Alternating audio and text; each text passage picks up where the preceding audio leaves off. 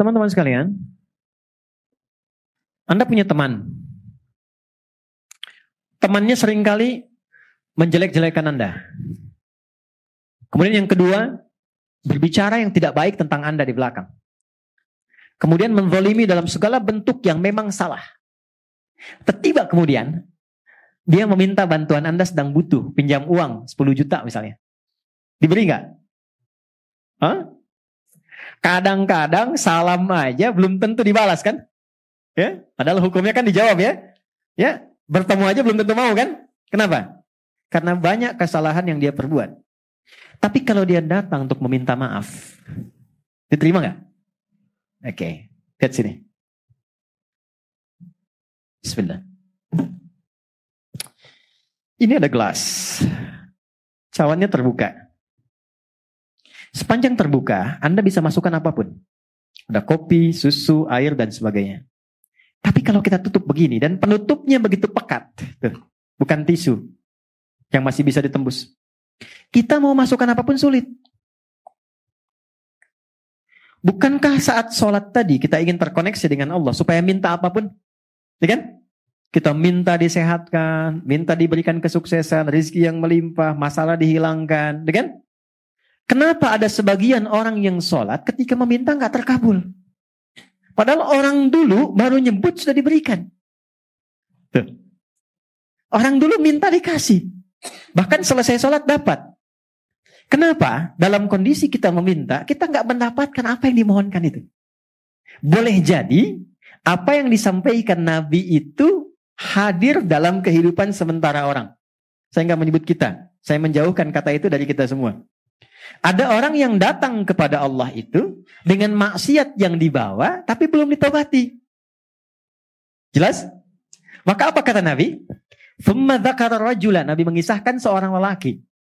Yutilus safara asy'atha aghbara. Dia menempuh perjalanan panjang sampai berdebu, capek, jauh jalannya. Yamuddu yadaihi ilas sama, dia ingin berdoa. Kalau ini digambarkannya datang ke Mekah lah, mau doa. Ya kan? Begitu sampai tiba ke tujuannya, apa yang terjadi? Kata Nabi, komen pertamanya. Ingat, kalau Nabi sudah komen, maka kita apa yang harus dilakukan? Tinggal like, subscribe. Like, share, and subscribe. Apa komen Nabi? Anna yustajabu lidzalik, mat'amu haram, mashrabu haram, balbasu haram, wa ghudhiya bi haram.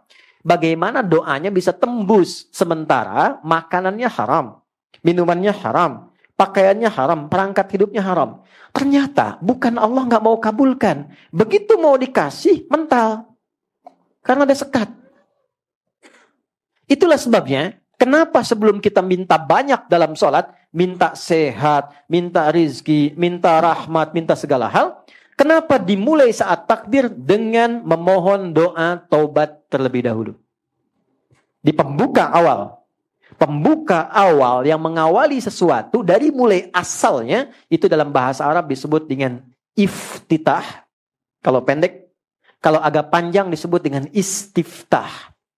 Itulah sebabnya kenapa kita saat takbir langsung membaca doa iftitah atau istiftah untuk membuka semua sekat-sekat yang kurang baik, yang selama ini Allah nilai kurang bagus, sehingga setelah terbuka kita bisa minta apapun yang dimohonkan kepada Allah. Ada 9 jenis doanya, dari mulai yang pendek sampai yang panjang. Kalau pendek namanya iftitah, kalau panjang namanya istiftah. Atau kadang untuk mewakili keduanya, baik itu pendek ataupun panjang. Oke, teman-teman biasa baca doa apa? Gak apa-apa. Iftitah. Allahumma ba'id baini wa baina Qataya kama ba'adta bainal masyriqi wal maghrib. Ada yang baca Allahu akbar kabira? Alhamdulillahi katsira? Ada? Ada yang baca wajjahtu wajhiya alladzi fatara as-samawati wal ardh? Ada? Baik. Pertanyaannya, tahu enggak maksudnya apa? Paham enggak gitu? Kita baca tanpa paham, dapat pahala dan gugur kewajiban, mengangkat kewajiban. Tapi kalau kita baca paham artinya, maka pemahaman itu memberikan dampak pada jiwa kita. Sehingga menggugurkan dosa-dosa yang pernah kita lakukan dan berubah kita menjadi semakin lebih baik. Saya ambil contoh. Baik, 3 tadi saya bahas dengan cepat. 1. Allahumma ba'id baini wa baina khatayaya kama ba'adta bainal masyriqi wal maghrib. Allahumma naqqini minal khataaya kama yunaqqa ath-thawbul abyadu minad danas. Allahumma ighsilhu bil ma'i wath thalji wal barad. Baik, teman-teman, kalau ada orang berbuat salah, perbuatannya disebut dengan akhta'a. Oke? Kesalahannya disebut dengan khati'ah. Kalau banyak, maka disebut khotoy. Itu yang banyak salahnya. Khotoya. Gini. Khotoya. Yang banyak salahnya.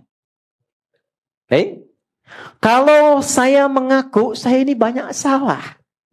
Maka tambahkan ya kecil di ujungnya. Khotoya. Ya. Gini. Artinya, saya mengaku banyak salah. Saya mau tanya, siapa matanya yang tidak pernah berbuat salah dalam memandang? Ada? Oke. Dari tadi pagi bangun sampai sekarang, pernah nggak salah lihat? Barusan masuknya udah salah lihat ya? Huh? Oke. Pernah nggak telinga itu berbuat salah dengar? Baik. Sampai ke ujung kaki, selalu pernah salah kan? Baik ya? Artinya, kesalahan yang dilakukan itu tidak satu dua, mungkin banyak. Ini yang datang ke sini pun, saya ingin tanyakan. Dengan orang tuanya, baik tidak? Ada masalah nggak? Dengan pasangannya, dengan anaknya, dengan kerabatnya, ya dengan Allah. Tidak ada satupun manusia yang bebas dari salah. Semua pasti pernah berbuat salah. Tapi indahnya Allah, dipanggillah setiap hari 5 kali untuk memperbaiki kesalahannya. Jadi tidak mungkin orang jadi baik kalau tidak ada salah. Kesalahan itu dihadirkan untuk belajar supaya jadi lebih baik. Sama, saya kadang suka heran. Orang berdoa minta sabar, tapi saat dikasih jalannya tidak menerima.